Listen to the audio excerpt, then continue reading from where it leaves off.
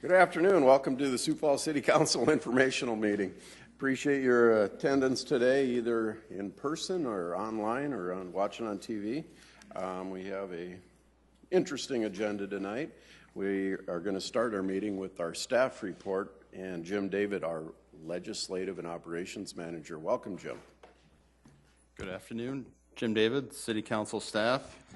On Thursday, the Senate passed House Bill 1106 unanimously. This bill actually clarifies Hanson versus Minnehaha County and will become effective July 1st if the governor signs the bill. After passing the Senate unanimously, House Appropriations approved Senate Bill 173 this morning, which includes $7.7 million for Lewis and Clark. The zero-interest loan provides a federal advance payment to be used for water pipeline extension to Madison. This bill is expected to have wide support in the House.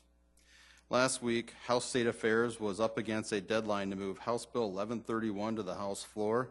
This was the governor's original highway bill. The deadline, or the day of the deadline, came and the committee unanimously killed that bill, basically leaving Senate Bill 1 intact, which mirrors the original House Bill 1131.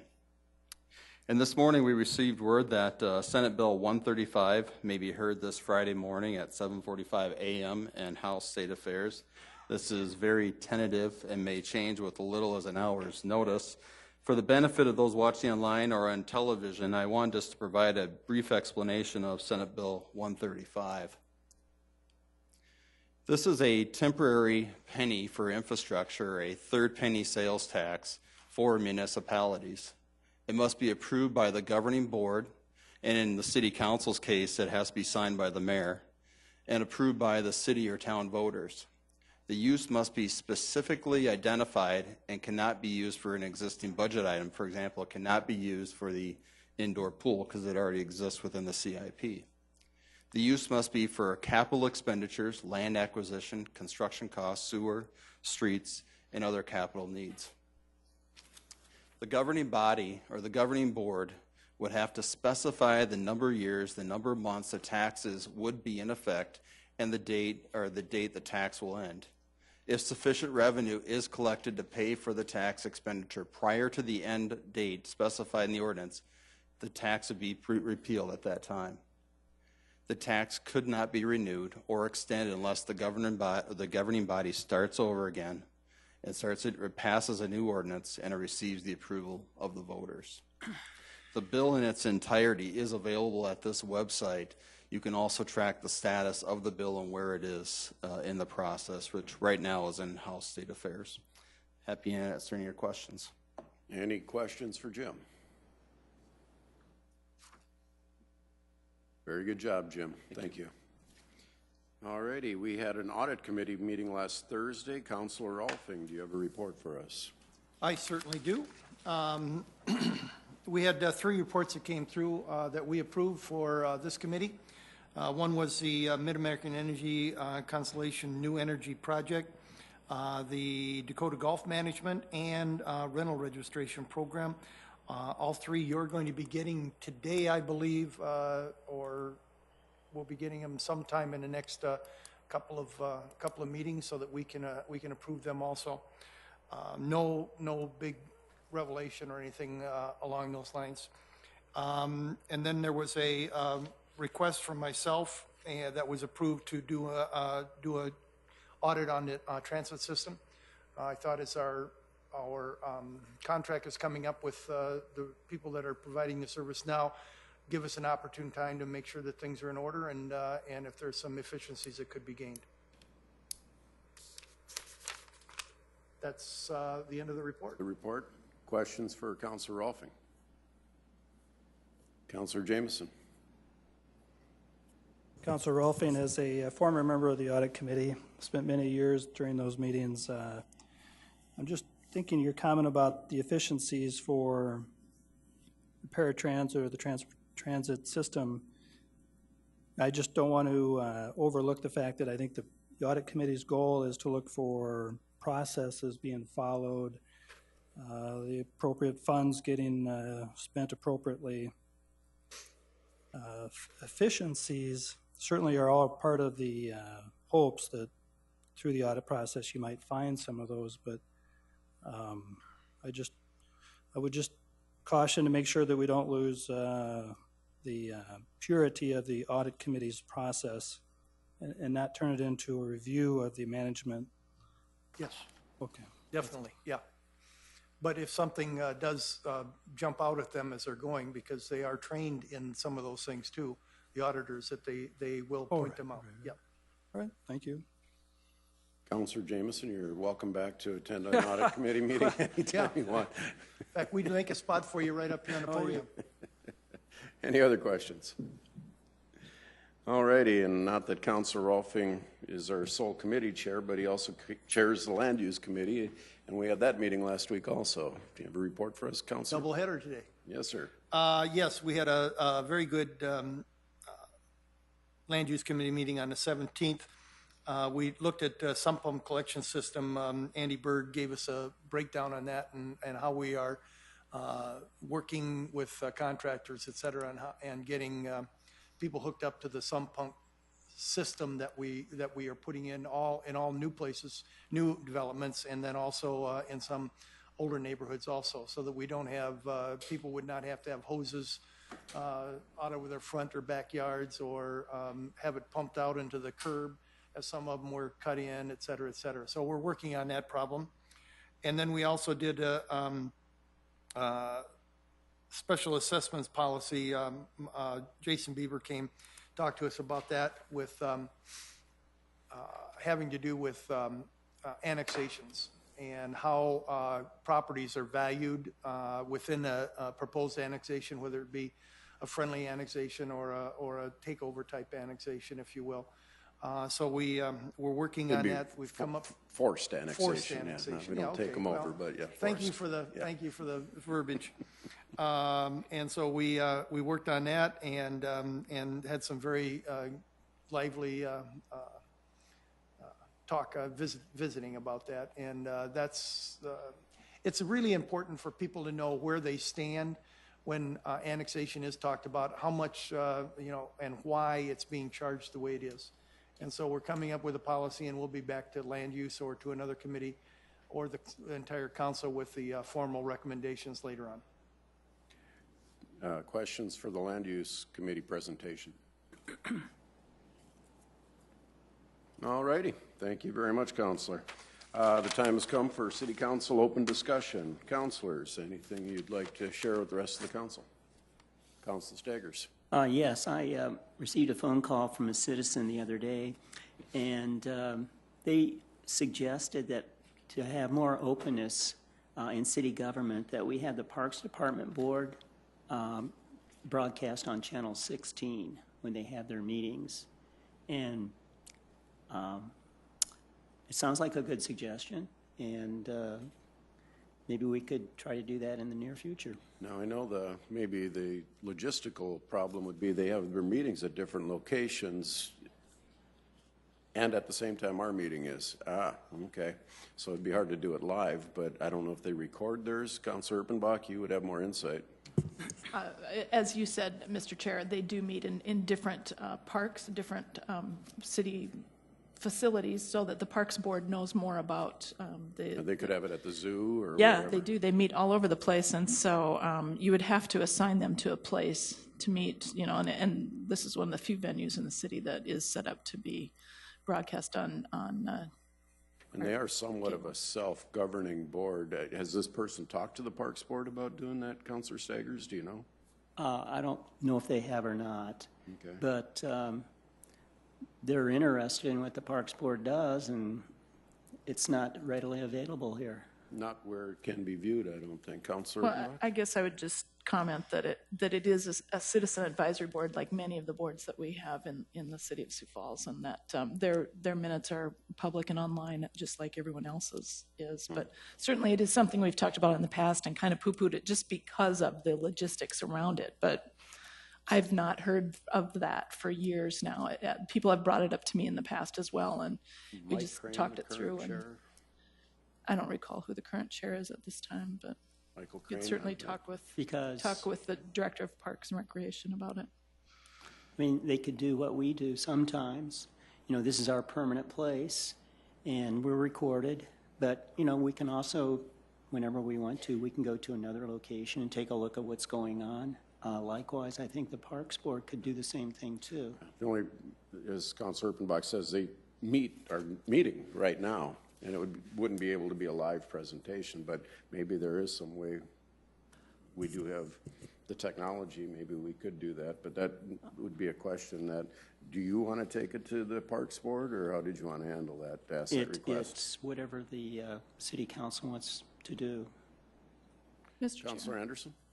Well, I just would add that it would be a budget consideration as well, that it's going to be expensive to set that up, to broadcast from wherever you're going to set it up from, but you're going to have to talk about staff time, you're going to have to talk about equipment to make that happen. You're not talking about just going in there with a handy cam and making it happen. It's not going to work that way. Yep. Councilor Anderson? Excuse me. I was thinking before we jump too far in this, maybe we should have our clerk take a look at it, look at the rules that are set for park boards, because I do believe they're set at even at a state level, their operations. So I guess I would like to know more about it, but maybe we can do that through our clerk right now, and they can make the contacts they need to make to give us maybe a little presentation. Okay, next time, I don't know if we have Don Carney anytime soon, but Jim, if we could ask him to maybe address that to the council either by email or at an informational meeting, that would be good. So if you'd make that ask, maybe by email would be a good start, so we can start figuring out if there is something we can do. Other open discussion. All righty, we have a couple of presentations today. Our first presentation is Terry. Are you going to be leading it off? Terry Torkelson from our Denny Sanford Premier Center General Manager. Welcome, Terry. We're going to be talking about ticket sales. Yes.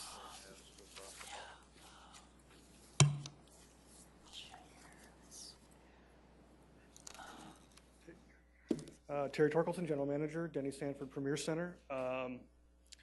We've had a lot of questions and a lot of comments, a lot of input from a wide variety of people on this subject, so we thought we were asked to come. We were asked to come and do a presentation to the council and kind of explain the process and talk people through what we're doing and how it happens. We have been fortunate enough to have sellout crowds for several of the shows lately, and with that comes disappointed people. It's not necessarily a bad thing. It happens in every market. An example would be Luke Bryan has sold out, I think, 60,000 seats for 2 shows at Target Field, and then they come to Sioux Falls. So it's kind of a law of supply and demand. Part of it also has to do with the number of individual buyers, depending upon the amount of tickets that are allowed for each purchase. So if you have a show where you can buy 10 tickets and there's 10,000 tickets, it only takes 1,000 people if they choose to do so. So if you say average of 5, a couple thousand people can buy out a rather large building rather quickly. And then a lot of it has to do with the demand. We have some pretty hot artists with Ed Sheeran and Luke Bryan that recently have gone on sale, and they're selling out every building they play. We're technically sold out for Def Leppard, which I think we're the only building in the country that has done that. We did talk to the agent. Chris, our AGM, and I were down in Nashville recently, and he was there, and he's been on sale while we were meeting with him, and we were the building that sold the most tickets on the on sale of any building in the country. So high demand right now, and then we've been pretty good lucky with our ticket prices. We've been able to scale it, so generally every show has a ticket that's at least close to or under $50, and then up from there. So we're trying to make it as affordable as we can, working with the promoters.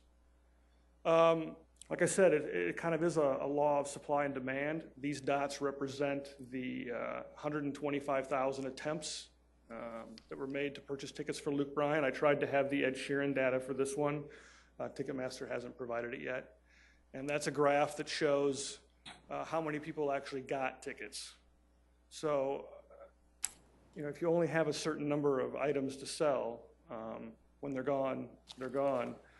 In this case, we did have, for the pre-sale, 4 ticket limit We do that to try and get as many people the opportunity to purchase tickets. In some cases, promoters would love to have no limit because their goal is to sell out the show. And by rights, it is their show. They're renting the building, they're taking the risk. So when there are certain things they want to do that may not necessarily be popular, we have to keep in mind that they're the ones that at times are risking hundreds of thousands of dollars for a show. Our role, we try and work with the artist and the promoter because they are two different entities. So you have artist management, you have the agent who represents the artist, you have the promoter, you have the building, and then you have the end ticket buyer. So there's a lot of people involved in it. It's kind of a string of everyone who's trying to make money and someone who's trying to get a ticket for the cheapest price. We do suggest pricing. They will take our advice to try and make it something that the community will find palatable. We are going to be, in the future, probably testing those boundaries with some pretty expensive tickets. So we've been lucky so far. The pre-sales. The promoter's job is to sell tickets, bottom line. So they want to do as many as they can on the pre-sale. And we're the ones who are pushing back to keep that number to a minimum so we can provide a good balance between doing a pre-sale that works for the people who are eligible for it and the general public.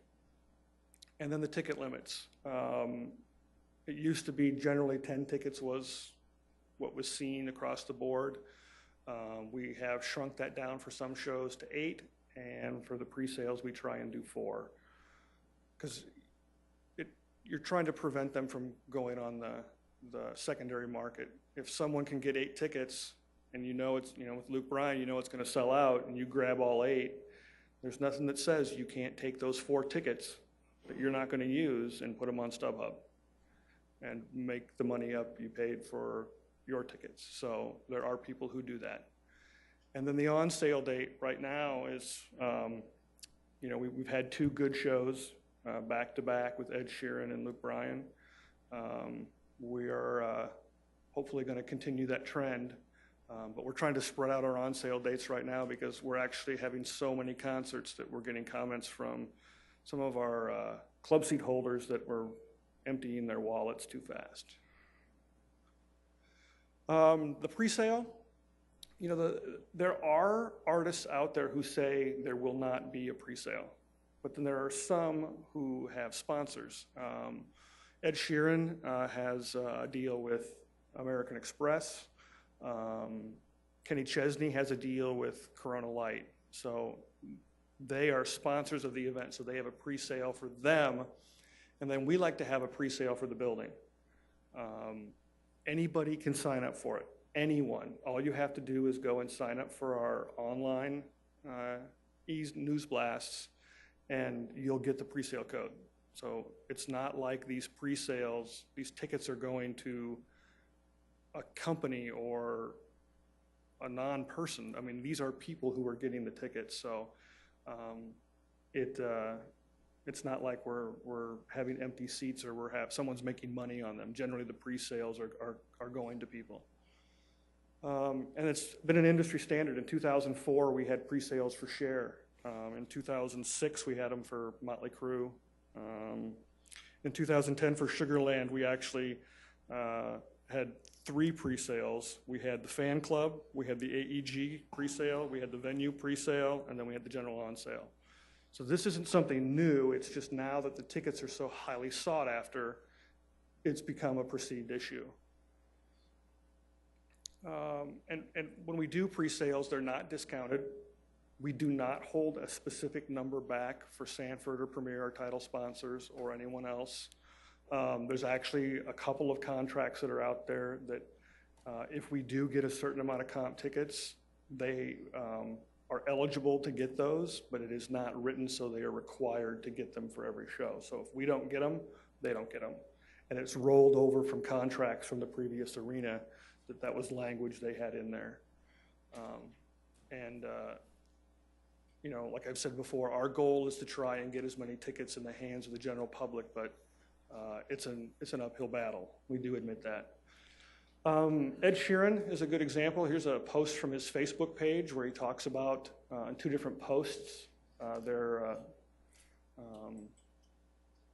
the pre-sale for American Express, for example. Sometimes, like Live Nation and AEG, both very large companies, they have their own list of people that they want to take care of. That once again, anybody can go to Live Nation's website and sign up for it. The suite and loge box holders are also eligible. That is something that was written into their contracts.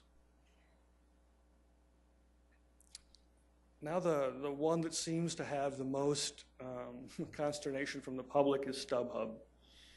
StubHub is an independent organization. They're actually owned by eBay, and we do not have any contracts or any deals with StubHub as the venue. Not saying they haven't tried, but Ticketmaster does have their own resale site, TM Plus. So if you can't go to a show, you can put your tickets back into the system.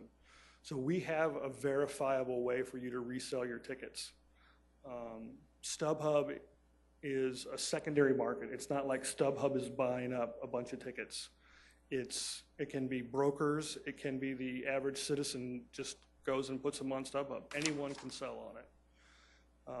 And the article that we put up there, there was a great story in the Washington Post, and ESPN did one as well, on how many people didn't get tickets to the Super Bowl who thought they had tickets. They paid for their plane tickets, they paid for their hotel rooms, they show up, they go to the game, and there's no tickets. So it's a problem in all reaches of our business, from the sports to the entertainment. So it's not a unique situation. It dates back to one of the more famous stories within the industry is when Tiger Woods was going for his first Masters win in 1997, a broker didn't get his allotment of tickets, and due to some policies, he lost everything he had and ended up committing suicide. So this has been around for a long time. It's just, it hasn't been a big problem for us because we haven't had this level of entertainment. And then an example I gave earlier was with Kenny Chesney. Before we announced it, we didn't announce ticket prices, we didn't announce an on-sale date, and immediately there was 142 tickets available on StubHub. That's where people said, well, you're selling to StubHub. We didn't even know where the stage was going to be, we didn't know how much ticket prices were going to be, and we didn't have an on-sale date. That was speculative selling. They're selling with the sole thought that they are going to get those tickets. And generally, you'll notice that they're not the best tickets in the house, because there's small print with an asterisk that says that they can give you similar location or better. And quite often you'll see on those speculative ones where it gives a section in a row, but there's no seat number.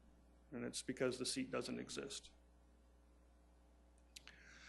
Another problem we have are not just scalping, but the bots, the computer programs that are out there that are trying to buy tickets up too.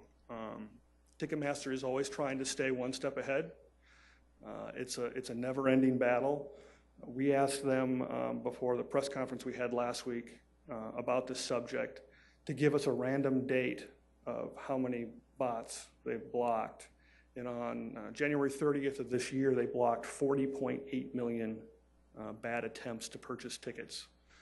Now, obviously, some of those could have been people because we've learned, and we're trying to educate the public and you, if you're trying to buy tickets, don't sit there with your finger and hit the button every second, because the Ticketmaster system might think you're a computer because you're moving so fast and block you. Wait a couple seconds, hit the button. Don't have multiple browser windows open. Once again, it might perceive that you're a little faster than you should be. So you have to be intelligent about it. Make sure your browser's updated. Make sure your JavaScript's updated. Pay attention to read the fine print, read what the website's telling you to do, and generally you won't have problems. I know Mr. Anderson had some issues with his Def Leppard tickets, so we're working through that. And let's see, even the Grammys have problems.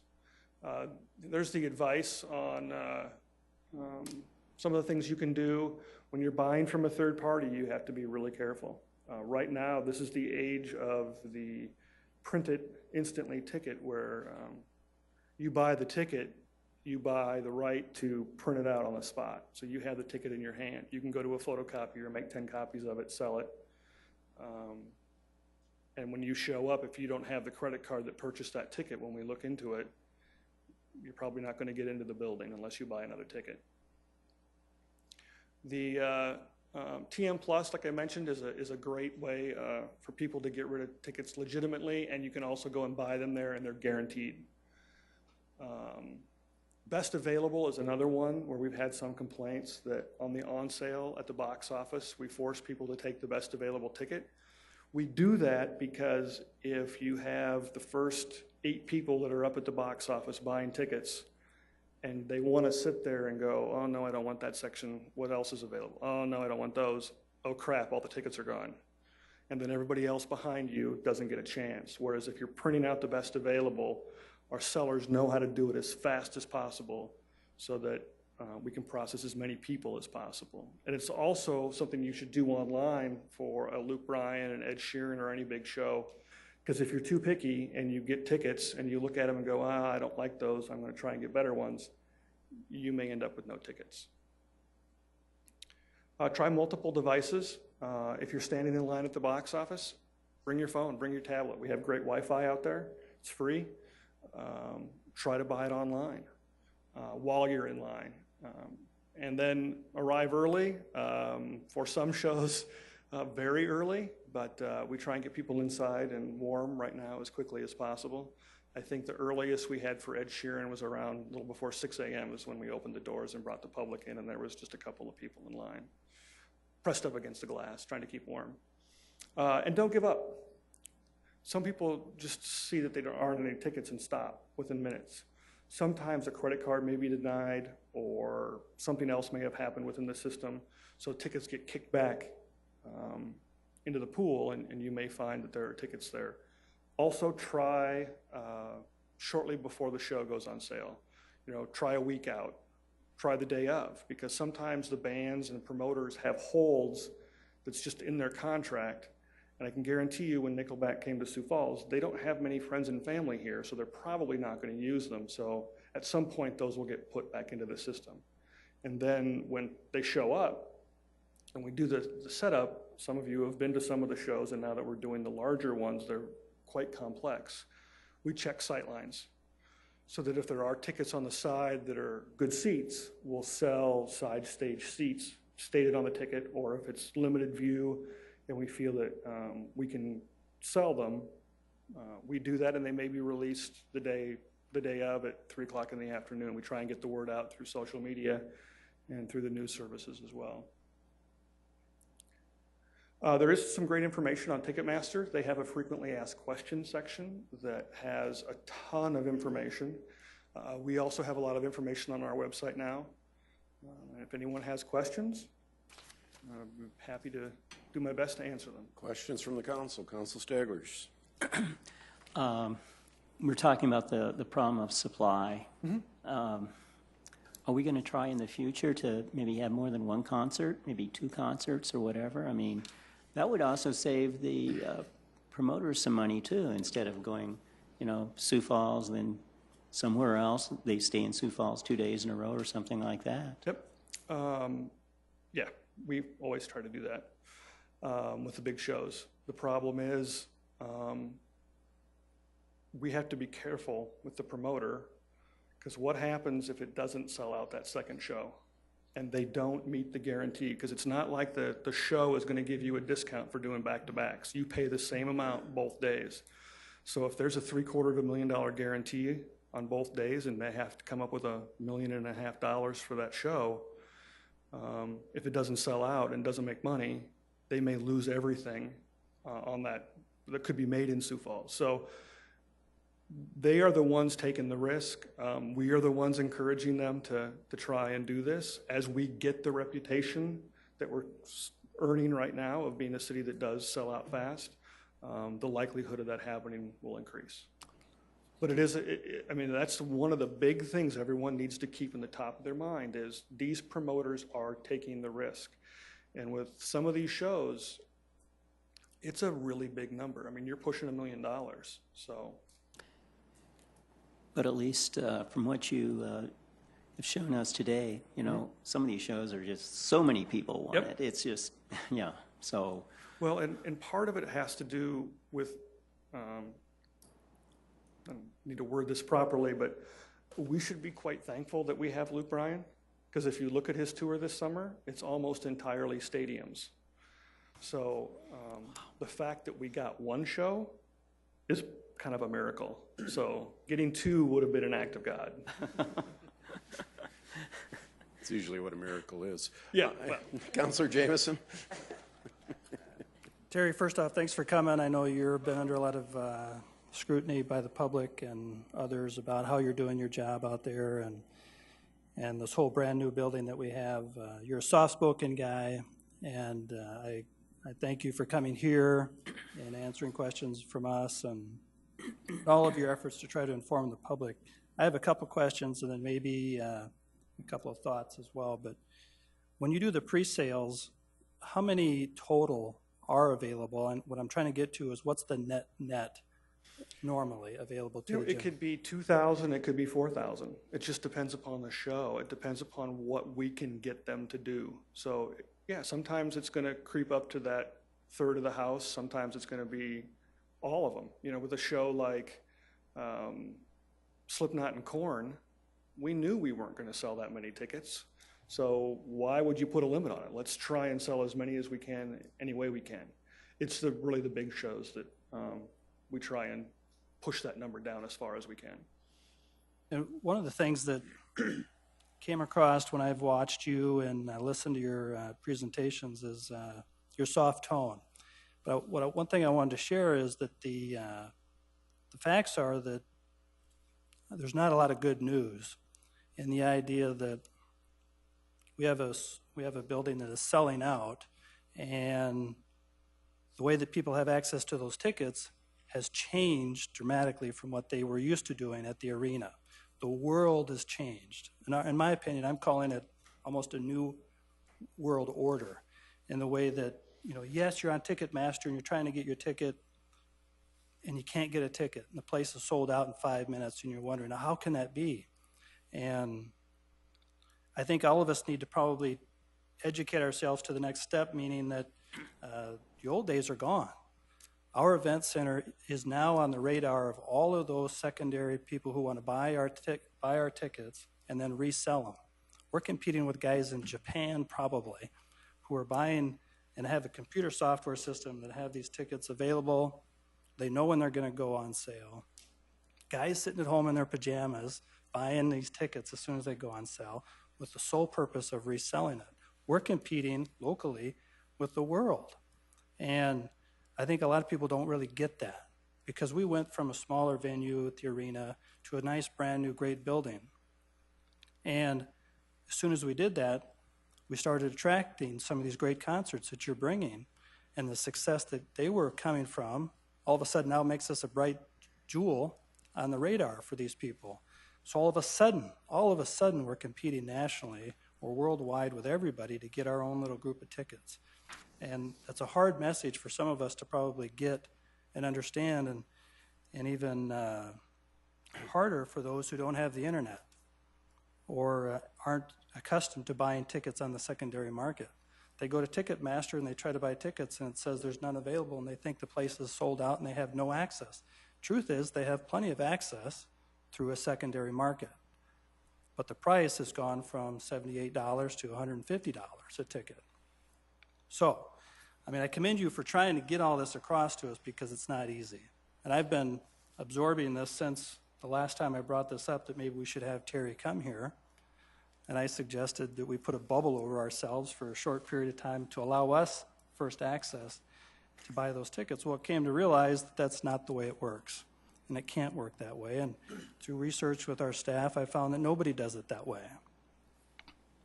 Okay, so what do you do? And I came up with an idea. I want to run it by you and see what you think, and the rest of you. I'm calling it the fan experience. And I call it, the FAN stands for First Access Now, but Terry, let's just say we take 1,000 tickets and we hold them back in our building. And prior to the tickets going on sale to the world, essentially, through Ticketmaster, we have a lottery system set up for anybody who shows up at the building and has a chance to get those tickets first, before they go on sale to the general public through Ticketmaster. Then, if you don't sell those 1,000 tickets, then at 10 a.m., or whenever that time is, those tickets now are available to the general world. But it gives the local people here a chance to get tickets. They avoid the double the rate from buying it on a secondary market. It shows that we're actually listening to the concerns of them to get access to our building. A lot of people want it. And I know the promoter, he just wants to sell the building, right? We know that. This doesn't stop any of that, I don't think. Because all of the seats would be for sale. None of them are restricted for sale. But it really gives us, the individuals locally, a chance. Any thoughts there? You know, obviously that'd be something we would have to work with promoters to See get if it works. approval. We'd also have to get approval through artist management. So we'd have to go through the process to see if we could do something like that. But, you know, we're willing to look at many options. Well, I'd love to work with you on and I think here's another part. After a few months, after the newness wears off on the building, and people start to realize how they really get tickets is through StubHub, and Ticketmaster is really just a process. I think more and more people will become accustomed to how you really need to buy tickets. And maybe this whole 1,000 seats will just fade away. But if demand is high, maybe we increase it. I don't know, but I think it's more of a temporary trial period that we could, I would encourage us to at least try. So thanks for considering. Sure. If I could clarify from Councilor Jamison, when he said put a dome over us, he wasn't talking about us as city councilors, but as our community, because we do not have special access or privilege when it comes to ticket sales or buying those tickets. So just to make sure everybody understands that. Councilor Erickson. Thank you. I was going to say the same thing as well. A couple questions for you. And I was at the press conference on Friday and got to hear some of the feedback from citizens that were there as well. And upon leaving, I had received a phone call in regards, and we briefly talked about this, but I guess I wanted you to share some of the statistics as far as you do a search as far as where these tickets are being sold, are purchased, the zip codes and how many are coming from out, which that doesn't necessarily mean that, you know, we have people, I met somebody in line coming from Pier to a concert, you know, and other areas that they come to, but can you kind of just elaborate a little bit where the tickets are being purchased and the zip code search that you've done? You know, it varies show to show. Obviously, Councilman Jamison's correct. There are brokers and people who follow specific tours as opposed to specific buildings. Because like right now, one of the hottest tickets in town are good seats to the Summit League. There's 4 of them on StubHub, and we've sold 42,000. So, but yeah, we run what's called a Ticketmaster zip code audit that tells all the zip codes where tickets were purchased.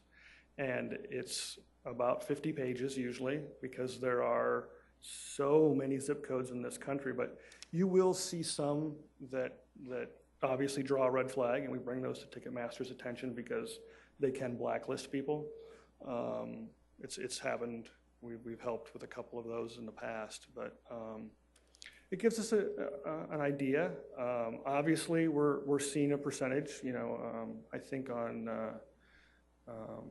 Luke Bryan, it was about 15%. Ed Sheeran, I haven't seen the numbers yet because we just finished selling the single seats, but I'm going to guess it's going to be a little higher. Probably about 20% would be what are outside the areas that we might think are normal. But like you said, it could be a college student at Augie. It could be a corporate headquarters. But there are some that definitely throw a red flag, and we try and address those. Maybe one follow-up, if you don't mind. the pre-sale, and as I was hearing you describe this and hearing Councilor Jameson as well, are you, with the pre-sales, are you limiting maybe specific zip codes? Is it maybe, hey, a pre-sale for Sioux Falls, or since the citizens, the complaint I'm hearing from some of the citizens is, we're paying for this building and we don't even have access to tickets. And I understand the numbers and how it works. I get that. But to somehow maybe do a pre-sale for Sioux Falls, but again, you need approval. Yeah. What are the limitations for the pre-sale? Is it just, hey, everybody gets pre-sale, and when those 2,000 tickets are gone, they're gone? That's how it works right now. Is it's essentially it's just like the on sale. Everyone has the same option or opportunity that are in that group, and if our email newsletter is part of it, it's essentially anyone who wants access to it can get it. The fan club is probably the most restrictive one, and that's usually the first one that the artist wants done. So that's the one that, and usually it's a small number because, quite honestly, in our market, there aren't that many people that are fan club members. So the guy in California, can he be on the newsletter and Absolutely. Be able to have access to Absolutely. Get that, even though he has zero intent of probably ever coming to Sioux Falls, South Dakota, to go to Luke Bryan? Yeah, there are things that we do with Ticketmaster. I don't mean to be evasive, I apologize, no, but we don't want to talk about. So there are certain things we are working on doing to get the hands in the right, the tickets in the right people's hands. But you don't want to show your hand, because if you do, it's going to destroy all the work you've done. So we are making attempts to do that, but we also have to think regionally. I mean, part of the reason we built this building was to bring people in from the outside community to capture that economic impact too. So I get calls from people from Mitchell who are upset that they didn't get tickets, and the last two calls I've gotten, one was from Fargo and the other one was from Davenport, Iowa. She couldn't get accessible tickets and she was upset. So, right. I mean, there are people that are coming quite a ways. Thank you. Sure. Councilor Kiley. Thank you. Again, just to clarify that your role, our role as a city really is a facilitator, that we're not the rule setter. The rule setter is the artist and the promoter, basically. And if we don't want to follow their rules, then they're welcome to, or they will take their game and play elsewhere, where someone else will follow their rules regarding pricing, pre-sales, the ticket limits, and then the on-sale dates, correct? Absolutely. I mean, they do obviously take our opinion into consideration because it's our market. We know what works. So they are open to suggestions, but you're absolutely right. They're renting that building. They're buying that show. Or in the case of some of these, they're buying the whole tour. So even if we wanted to get it, if we don't follow what the artist wants, yeah, they're going to go somewhere else. Okay. Thank you, because I believe that there is also a perception out there that we are able as a city to establish those guidelines and rules, and really we're not. It's the artist and promoter that really has control of much of that. Your goal, as you'd stated, is to have as many tickets as possible available for general on sales, but that's still dependent on the agreement that you're able to reach with the artist and the promoter. Correct.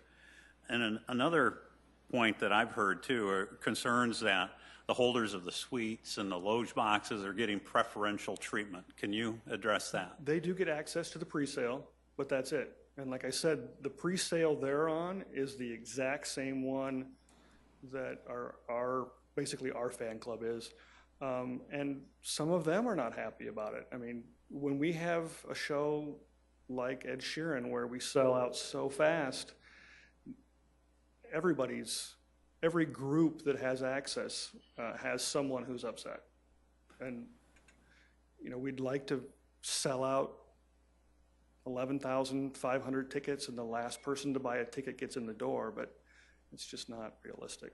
So so in other words, their pre-sale opportunity would be the same as my pre-sale opportunity. Correct. Because I'm on the in some cases, a fan club member or a station. Yeah, fan club or whatever the case may be. At times it's different. At times there are certain numbers set aside for certain groups, but once again, that's generally like the fan club or the American Express on sale that's done by the tour, or Corona Light in the case of Kenny Chesney. And then one other point in question, whether you're a member of multiple fan clubs doesn't necessarily increase your opportunity to It could. more tickets? It could. If you're, an example, I'll give an old one. I actually have the information from when we did Sugarland in 2010. The fan club had its own code. The venue, or AEG, had a separate code, and the venue had a separate code. So if you had all three of those, you have 3 opportunities. So the fan club generally is the one that has the first one, but it's also the smallest amount of tickets.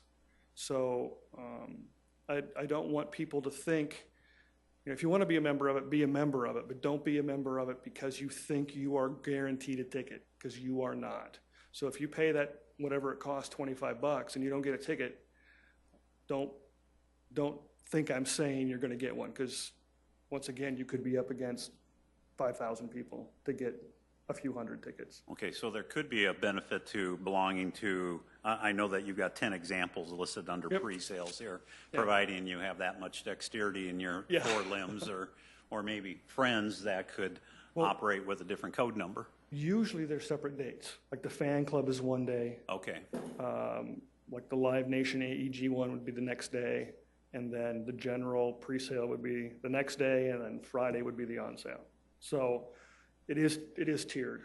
And is that something that's up for negotiation too when you're working with the artist and the promoter? Absolutely, absolutely. And sometimes the artists, there are artists out there, not many of them that are touring right now, who say, you will not do a pre-sale. It's going to go on sale. You know, you've heard of the paperless tickets. For Ed Sheeran, the best seats in the house were all paperless. So the person has to show up with their ID and the credit card they purchased it with, and their whole group, and they come up to the ticket taker, they swipe the card, they check the ID, print out the tickets, hand them to you, and you go in the door. So you don't get your tickets until you show up. So we did do that for Ed Sheeran on the front rows of the floor and the first few sections around the stage. And then just one last thing, and it's just kind of building off of what Councilor Staggers had talked about, offering multiple shows. Hopefully that would be possible once we have established a history of selling out shows. And right now we're in the process of establishing a history. We really don't have one yet, just a few months worth. But maybe down the road that'd be something that would be a possibility. But Absolutely. As you mentioned, there's risks associated with that. Correct. And it could be that the promoter says, yeah, we'll do a second show, but you're going to take the downside risk. A guarantee. Yeah. So it's a very risky business. Okay. Thank you very much. Sure. Councilor Erpenbach. Thank you. Thanks, Terry. This is an interesting conversation to have in our little town, isn't it? It's a great conversation to It have. really is. It's an awesome conversation to have. And I guess I wanted to share just briefly that I've had way different experiences with this than some folks have complained about, because I follow specific artists on Facebook and in their fan clubs. And I keep track of those things. Then I get the Front Row newsletter from the Denny Sanford Premier Center, and I get something from Live Nation now. And so I'm keeping track of all of those things. And I was gambling on Bob Seger. I joined the fan club, got the tickets, and then was going to go front row Saturday to see what I got. My tickets were better from the earlier spots. So I'm learning to play the game, and I've been doing it for a while in other cities. I go other places to buy tickets, and we do figure out how this works. It isn't that difficult. The thing that I want to talk about with you, though, is that risk. Let's say we did this. We put a bubble over Sioux Falls, and we said only Sioux Falls people get to buy these tickets, or we'll let Mitchell in for 1,000, or we're gonna manage this. I want you to talk about risk and talk about our neighbors that are doing that to a certain extent, and what would that mean for us if we're going to take that on and tell the promoters, come on in, we'll sell the tickets for you, don't worry about it. We're going to make sure our friends and neighbors get the tickets. How does that work for us then? What happens if we start to do that? First off, we would have to get artist permission. That's where it starts. Because the artist may just say, it's a nice idea, I don't like it. because anytime you take a lot of that control away, you need to make sure you have a good trail of what's going on and how you're doing it so that you can prove that you're not doing something that people might perceive as dishonest. But yeah, it is a risk because what happens if it doesn't sell like you think it did and you made this promise that, yes, since you're allowing us to do this, if it doesn't sell out, they're going to want you to take the risk. I mean, for at least those tickets. So there's definitely a risk. And it can be, I mean, you know, you look out there at some of those top level acts that we're working to draw, you know, you hit a $150 ticket and you want to hold back 3,000 tickets. It's a lot of money. Now Councilman Jameson had an idea of doing it early. I think it's something we can look into, but we definitely have to be concerned about risk if you go outside of the window. If you want to hold them for a week or a month or whatever, that's when you really start taking high dollar risks. And sometimes it's a bad show. We've had buildings that when they opened thought they had picked the great opening act and bought the act themselves and lost hundreds of thousands of dollars right out of the gate. So it does happen. And there are cities that buy acts. There are some fairly close to us that have done that, where we've passed on the show because we didn't think it would sell well, and they decided to pick it up and make a news story that we didn't get it. And yeah, if it loses money, they take the risk because they see it as an economic impact or quality of life issue, whereas we're operating more as a business because we have to operate in the black by our budget. We have to make money, which is something I think we'll be successful at, but it's no small thing. If I might, one follow-up, Mr. Chair. The other comment I would make about fan club tickets is they're not the best seats. You just are going to get seats that are, you might get them, but they're not great. But can you talk then, one of the things we talk about when we talk about other venues in town is we talk about that economic impact, and you kind of alluded to it just now. Do we know yet what one ticket at the Denny Sanford Premier Center is what's the multiplier for bringing that person in from Mitchell or from Brookings or wherever? Do we know that number yet, or are we a ways away from figuring that out? Well, the problem is quantifying it for a convention is so much easier because you have a large base. It's generally similar across similar size MSAs, whereas a concert ticket in South Dakota, we're pretty conservative people. We like to save our money. So not as many people may buy gas when they're here, or not as many people may stay in a hotel. It's like the state AA basketball tournament. Most of the schools are around here, so they can drive back to their communities and then come back the next day. It's a tough number. It's a tough number to quantify. A lot of buildings have tried, and it's a pretty small percentage, but it's the sales tax you're capturing from the outside. Our tickets are taxed. Everything in the building is taxed at 8.5%. So if between concessions and ticket sales, we gross $1 million, the state and city made $85,000 just off of taxes in the building. Mm-hmm. So for a show like the Summit League, where like I said, we've already sold over 42,000 tickets for the whole run. I mean, the math suddenly is good. Just the tax side is an impressive number at the end of the year. But you're right. We actually have an SMG employee from another building who came in to monitor what we're doing, and they were out looking at cars today when he had a break. So all it takes is one of those, and it skews your number clear off the map. So, the CVB has some good numbers, but when it comes to arenas, I'm leery of giving a number because I really don't think there's any good one out there, but it's a lot. Mm-hmm. Good, thank you. Terry, yeah. Question from me. You kind of alluded to maybe other municipalities or management groups that are buying acts or fronting money. What's the implication of doing that to the city? Is there any repercussion? What are we getting into if we were to go down that road? Well, I think we've had a good history here with making budget. And granted, we haven't made money, but we've made budget. But it's always been close. I don't think it's been more than 100 to 150,000 in the last 10 years that we've beat budget by. You buy a big act, you lose $300,000. You're not probably going to make that up. So you have two bad ones in a year, and it's a crisis situation for fiscally. But on the upside, if you have the Def Leppard, where we actually brought in Jared Johnson from Pepper Entertainment, a local promoter, he's part of it in conjunction with Live Nation. He had confidence in that show where we were a little leery, and we hit it out of the park, and he's going to reap the rewards. So we could do that, but my risk aversion is pretty high, so we prefer to go the promoter route. Just to be completely clear, the City of Sioux Falls nor SMG fronts any money to bring any concert or event to the Premier Center? Is well, that we fair to can. say? But we don't currently. There's ways to incentivize people with ancillary revenue streams. So you can do some revenue sharing in order to help bring them in. So there are ways to do it where maybe we won't make as much money, or there are times where you may need to incentivize an agent or a promoter, but it makes fiduciary sense to do so. That makes sense. So you may find yourself in a situation where you need to do a little bit of that, but it's not something Not all where we're going to be, contracts are the same. at risk for hundreds of thousands of dollars.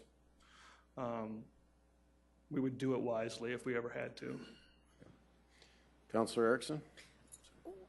Not a question, but you said something on Friday that made, kind of was a little bit of an aha moment for me, that the Eric Church, the Luke Bryan, some of these big headliners that we are so fortunate to get in our smaller venue compared to some of the stadiums that they're playing in are selling out, but they're selling out all over everywhere.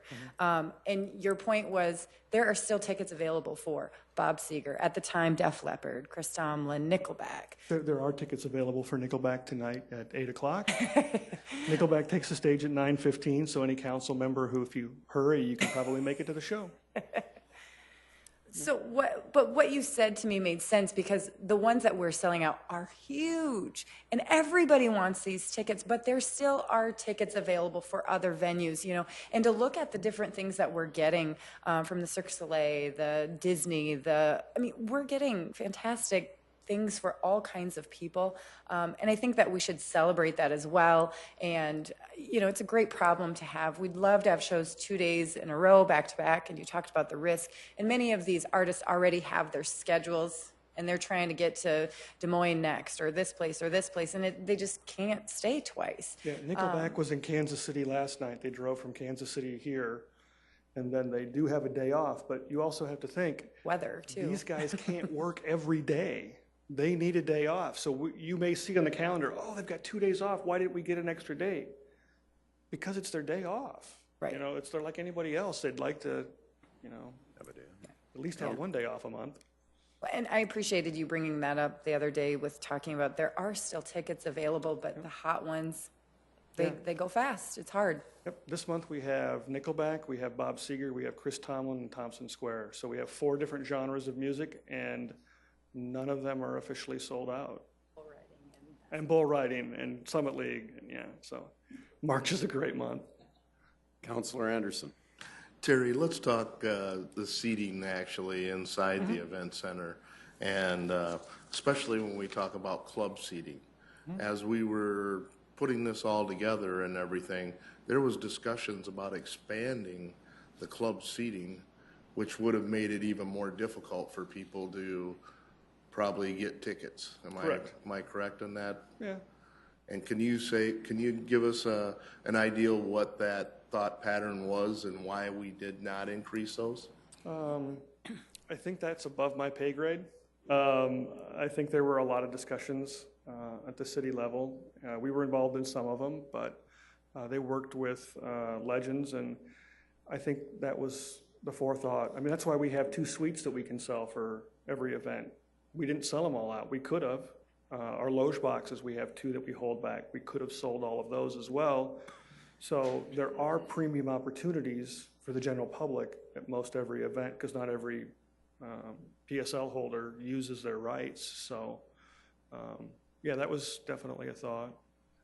We do have a waiting list for everything pretty much, but it's not huge. I would say we're right-sized for the number of premium seats that we have. And that's where I was getting to, is that, you know, there has been a lot of thought put into this event center, and that it be utilized by the people who paid for it.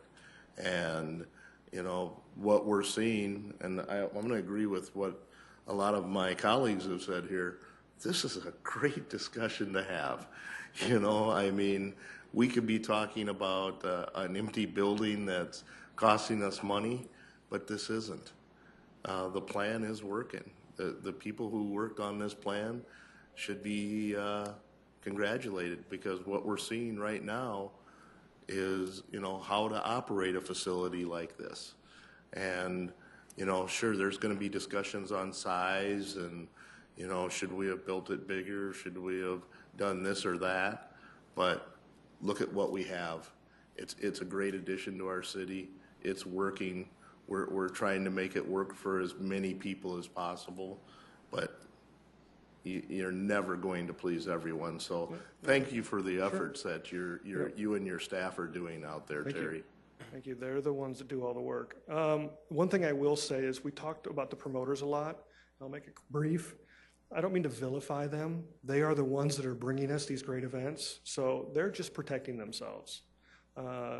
Jason Wright out of Live Nation Chicago's office has been wonderful to us, as well as Louis Messina, who handles some pretty big names like the Eric Churches, the Ed Sheerans, and the Kenny Chesneys. And he doesn't do many acts, and we've got 3 of his limited pool that have come. So obviously he likes us, so hopefully he brings more. So I don't want people to think that we're talking bad about the promoters, because they're the ones that are really helping us. I think Councilor Jameson has one more question for you. Well, you talked about the pre-sale codes, and one of the things I found was that you can buy those pre-sale codes. People post them on Facebook. Yeah, everywhere. I mean, there's services that you can subscribe to get a monthly update of all the pre-sale codes all over the country for all the concerts. I mean, it's everybody's got an angle. Everybody's trying to make a buck on every artist that comes around. Mm-hmm. And and Terry is going to put a zip line in through the event center. Yeah. What I wanted to say, Councilor Anderson brought up the success that we're having today.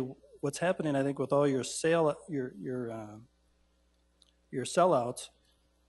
those promoters are getting the word, and we are a hot commodity. And what's happening today is going to pave the way for the future for more concerts to come.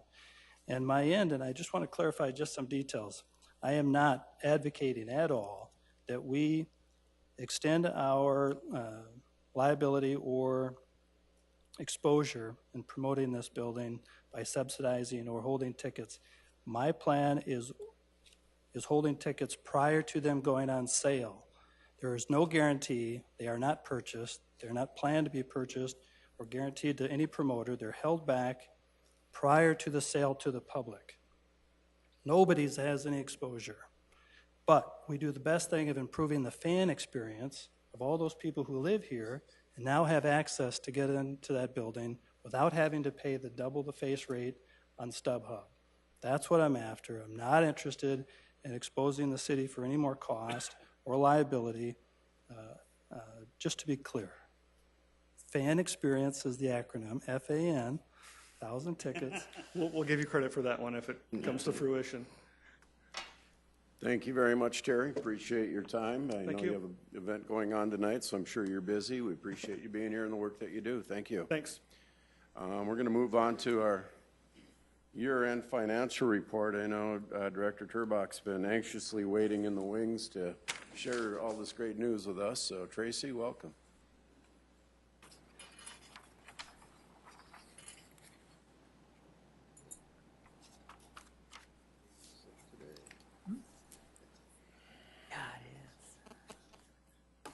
Good afternoon. great to be here. Who would ever have imagined 3 or 4 years ago that we'd be having this kind of a conversation about being so successful in our new event center? It's really gratifying to see this kind of thing happen. This is what success looks like, and it's just a great situation to be in. As Councilor Anderson said, there were those that thought we would be sitting here today talking about how are we going to cover these big deficits. Why aren't people coming?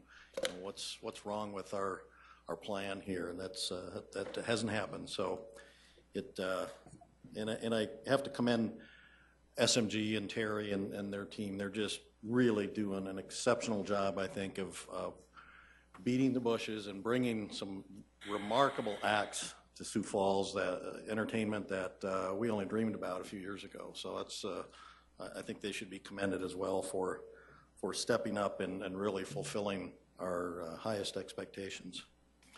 All right, with that, another year has gone by, and it's been a couple months, I guess, since I've been here with a monthly report, so it's timely now to step back and review the results of 2014.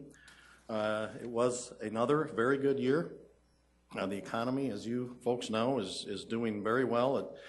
We had a very good year in 2014 in regard to our economy. The city finances continue to be very strong. The information that I've provided in the report that I sent out to you last week and the information I'll provide today should be considered preliminary. We're still going through the independent audit. They are on site again this week. So until the audit is complete, this is financial information is considered preliminary. Before I jump into the presentation, I should take a minute and just thank my staff and the finance team that really do an outstanding job all year long. When we started 2014, we went live with our new financial management software system. So we've been working through that for the full year. A lot of bumps along the way. This will be the first year we present financial statements that are prepared using our new financial management system. So that presents some challenges as well. Our auditors are having to learn an entirely new system. So that's been fun as well in getting them the information that they need. But my staff really day in, day out, month in, month out, year after year, continue to really excel at what they do. They're an incredibly passionate group of people, and it's really an honor to be associated with them. Okay, today the presentation, like I have done in the past, we'll provide an overview of the economy, kind of a snapshot of what we've seen in the past year in the local economy. We'll review the financial results for the general fund, our capital program, our enterprise activities, touch on city debt, and then take a brief look at kind of what we see in the future. The economic snapshot, a lot of this stuff will look very familiar to you. Same kind of things that we look at throughout the year. Unemployment here in the Sioux Falls MSA, obviously, as you know, has been improving over the years. This graphic shows the 2012, 2013, and 2014 monthly unemployment rates plotted on the graph. We ended 2014 in December at 3.1% unemployment here locally. That compares to a 3.5% state rate at the end of the year, and for the United States rate was at 5.4%. So we continue to compare very favorably. I did pull a couple numbers I thought I would share with you in terms of the number of employed folks. For 2014, the average throughout the year was a little over 132,000 people that were employed. By comparison, the average for the prior year, 2013, was not quite 130,000. So it's an increase year over year of about 2,500 people that were working here in the Sioux Falls MSA. And I went one step further and looked, well, how was it 5 years ago? And in 2009, the average was about 122,000 people. So just in the last 5 years, we've got 10,000 more people working in 2014 than we did just 5 years before that. So that's, I think, quite a striking number, and it really speaks a lot to why our economy is doing so well. We've got a lot of folks moving to town, as you know. They're going to work when they get here, and they're certainly helping to drive our local economy. Again, no surprise, building permit values last year in 2014 were up over 2013. More than $619 million in construction was permitted during 2014. That was a new second year in a row that we hit a new high water mark. That's an increase of over $31 million over 13, or about 5.3% increase. Additions and remodels in both residential and non-residential saw significant increases, so we saw good growth there. Overall, the new residential construction was up about 3.5% over 2013. That was really led by the activity in multifamily units, which was up about 20% over 2013. A couple slides on sales taxes. This is our general sales tax. You can see the rolling 12-month growth rate. For 2014, we ended the year at 5.1%. So when we compare our sales tax revenues in 14 compared to calendar year 13, we see a 5.1% increase. And you can see for the past couple of years, 2013 was up really a striking 8%, and 2012 was at 5.6%. Those three-year average, if you want to look at an average, is about 6.2%. In 2014, we had budgeted for or based the budget on a 5% growth, so we certainly hit our budget very well. Looking at entertainment tax, and we like to follow this because it does represent a little bit different slice of the economic pie here, and reflects what I like to think of as maybe a little more discretionary spending. 2014, we ended at a 5.7% growth rate. I like to see this one running at a little higher level than our general sales taxes. It indicates to me that people do have confidence, I guess, in terms of discretionary spending on eating out, spending money on entertainment. Maybe some of that growth is, certainly some of it is being driven by our event center. Although it's interesting, the three-year average here is also 6.2%, so they're on average tracking very similar to one another. And here again, the 2014 budget was based on a projected growth of 5%. So we, again, did well relative to our budget for 14 with the entertainment tax. Moving now to some of the financial results for 2014. In this segment, I'll talk about the general fund, which is our primary operating fund. That's where we provide all of the day-to-day, or many of the day-to-day government services, the basic government services that you would expect to be tax supported. I'll also talk about the capital program and give you some information on kind of how that program was carried out. I'll touch on the enterprise funds, our 5 what we call enterprise funds, or that are intended to be self-supporting: our water reclamation, electric, landfill, and parking. And then I also have a slide on the overall city debt. The general fund, just kind of the highlights here in terms of the revenues. We saw a very good revenue growth in property tax revenue from our growing tax base, as well as sales tax revenues. Both were up 5.1% over 2013.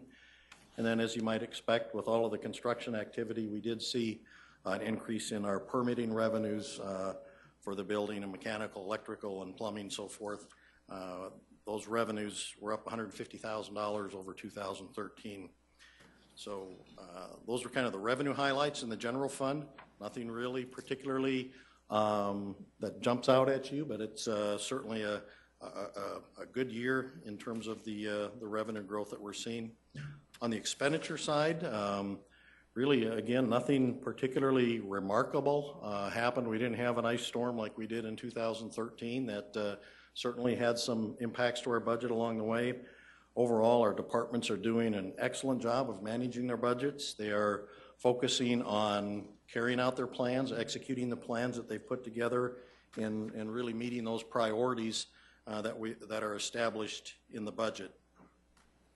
At the end of the year, there was about 2.2% of the general fund budget that remained unspent. So they spent about 98% of the budget, and so I think there's, to me anyway, that's an indication that we're doing a pretty good job of budgeting and giving the departments what they need to meet those priorities and provide the services. Looking at putting some numbers on the overall general fund picture for 2014, our available fund balance at the end of last year, or starting 2014, was $45.8 million. We had revenues of $138 million. That was about $1 million more than what was budgeted in revenues, so actually less than 1% over budget. Again, very, very close to what we had projected. On the expenditure side, we had $137.9 million in expenditures from the general fund. It's about $3.1 million under budget, or about, as I said, 2.2%. So that results in about a $100,000 net black number for the revenues over expenses.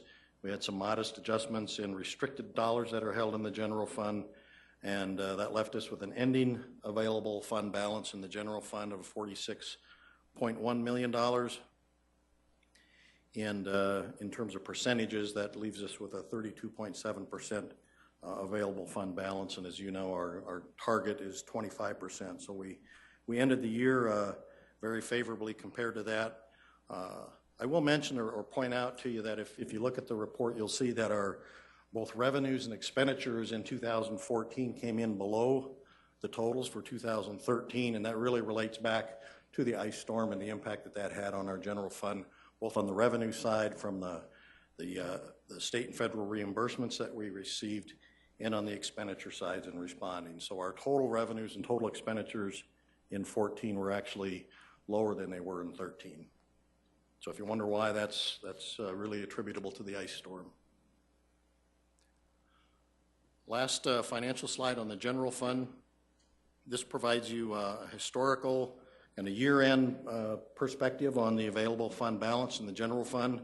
On the far left, going back as far as 2005, and then through 2014 on the far right.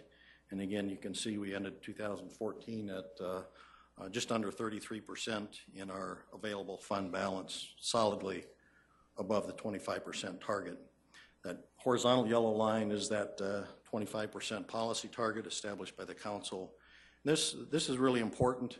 The general fund is really our, as I said, it's our primary operating fund. It's really our bellwether in terms of how well the city is doing overall financially. If you ever see a community, a city or a state or county that is has a general fund that's in trouble financially, that is really weak financially, you look a little closer and you'll find a lot of other problems as well. So a strong general fund will generally reflect a strong city or organization across the board. And our general fund here in Sioux Falls ended the year in excellent financial condition. Again, we had strong revenue growth in 2014. Our expenditures, budgets, and all the departments are being very well managed. We're living within our means, and we ended the year with healthy reserves. So there's just even though it was maybe an uneventful and unremarkable year, it's certainly a very, very good story to tell. Now, looking ahead in our general fund reserves, I should point out that we do expect in 2015 that the fund balance will be drawn down to some degree, rather modestly, by the end of 2015, and that's something that you folks are aware of as we adopted the budget and made those projections last fall. So we don't expect to add more money to the reserves this year by the end of the year, but it's still early. Time will tell. That's certainly our expectation at this point. Moving on to the capital program, just a couple slides on the capital program. Specifically, it was another very aggressive year at completing capital projects. We actually had 75 projects that were completed in 2014. That translates to almost $98 million that was invested in our infrastructure. You can see a number of the projects listed here on the slide. And the very last item on the slide, about $0.7 million or just under $700,000 that's remaining available fund balance. You'll recall in the last couple of months we talked a lot about the available balance in the capital fund, and that is what's remaining that has not already been identified and appropriated by you folks. The next few slides are some of the fun ones where we just show pictures of some of the projects that have been executed this year, 41st Street and Russell Street, a couple really significant projects that took place in 14. A couple more street projects, a lot of infrastructure going in out there in our street system, Maple Street, 2nd Avenue and 10th Street intersection, Sycamore Avenue and 10th Street. Again, a lot of improvements there. 12th Street joint repairs is a much smoother ride over on West 12th Street, 8th Street. East Side Sanitary Sewer Project, that's one of the significant sanitary sewer projects we had this last year. One slide here on some of the neighborhood parks. This happens to be Lions Park renovation, a pretty significant project for the Parks Department, one of, I believe, 3 that was completed this last year. Moving on then to the enterprise or utility funds. As I mentioned, we've got 5 of those. They are looked at differently because the rates that we set for these services are intended to be at a level that will support all the costs of providing those services. And so cash flow becomes a very strong focus on our utility funds. We want to make sure that our rates are generating enough cash, not only to cover the day-to-day cost of operations, but also to support the capital requirements for new infrastructure or for replacement and rehabilitation of infrastructure or servicing debt that may have gone into making those improvements. So this slide gives you a good overall picture of cash flows in those 5 funds. You can see that all 5 had positive cash flows from operations. That indicates that our rates are generating the revenues to provide sufficient money to pay our day-to-day operations. You can see a lot of that cash and some of those funds is going to fund those capital improvements or service debt for past capital improvements. So 2014 was really a very positive year for all 5 of our enterprises, and you can see that we ended the year with good solid cash balances in each of those 5 funds. Last slide on the financial piece of this. This gives you an overall picture of the total outstanding debt for the city. You can see that, and again, this starts in 2013, so essentially where we began last year at $385 million in total city debt outstanding, and looking forward, what we're projecting to borrow based on the capital plan that you folks have approved and the repayment plans that are in place. You can see that will be trending down over the next several years. We ended 2014 down more than $23 million from where we started the year in terms of debt at just under $362 million. That's made up of about a little less than half is utility debt, about $167 million is represented in water reclamation and our landfill. And the remaining 54% would be tax-supported debt that's being repaid primarily with our second penny sales tax. It accounts for about $194 million. This is a very manageable level of debt service. The 2015 budget is based on about 4% of the total budget is used for servicing debt that is tax-supported, and about 5% that is utility debt that is supported with our utility charges. So very, very manageable level of debt service requirements each year. The city's been, I think, historically very, very prudent in utilizing debt, and it's certainly reflected in how much of our budget goes to service debt. Now, just a few comments looking ahead to 2015, and as we begin to execute the 2015 plan, and we're starting already to develop the 2016 city budget. So we are looking ahead, investing in our priorities, of course. That's what budgeting really is all about. Our priorities of public safety, strengthening our overall city team, not just our public safety team. As you folks know, we're investing in our personnel this year, also investing more in our neighborhoods in terms of quality of life improvements, as well as some of the affordable housing initiatives that are ongoing. And infrastructure, of course, is always a priority, particularly when we're growing the way we are here in Sioux Falls. Some of the key elements guiding that priority setting for our 15 and now our 16 budget, of course, staying ahead of growth. We just simply cannot afford to get behind in any area. So we always take that into account as we're establishing priorities and budgeting, that we need to maintain programs and initiatives that are making it possible for the city to keep up with that growth and actually stay ahead of the growth that we're seeing in the community.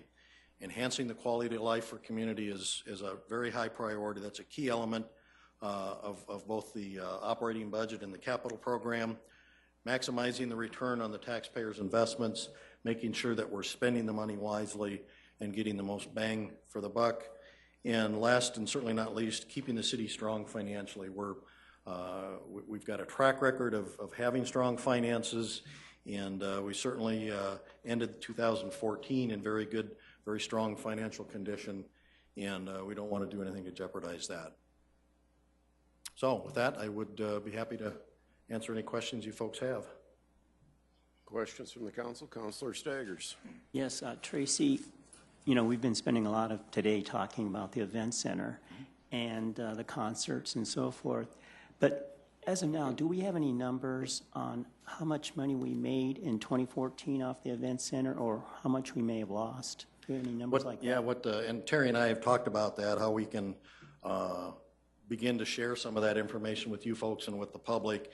And what we've talked about is looking at, as much as I would discourage typically looking at very short periods of time for anything, we want to wait for at least to have 6 full months of operations, which would be following March. March would be the 6th month that we've really been operating. So I think you can look for that coming forward fairly soon, that we'll present to you not only of financial results, but also provide kind of a recap and really enlighten everyone on the types of events and activities that are taking place out there, because I think that's really one of the big wins that we're seeing, are the wide variety of events that we're seeing. I mean, it's not just concerts, it's Cirque du Soleil, it's Disney shows, it's farm show use the event center. So there's a lot of that as well, but I appreciate your question. I think you can anticipate that we'll provide a good recap here once we get through the month of March. Okay, thank you. Wow, what detail, no questions. All righty, thank you very much, Tracy, we appreciate it. Thank you. Great to see us end the year the way we did. So, us having no other agenda items or presentations, I will adjourn our meeting.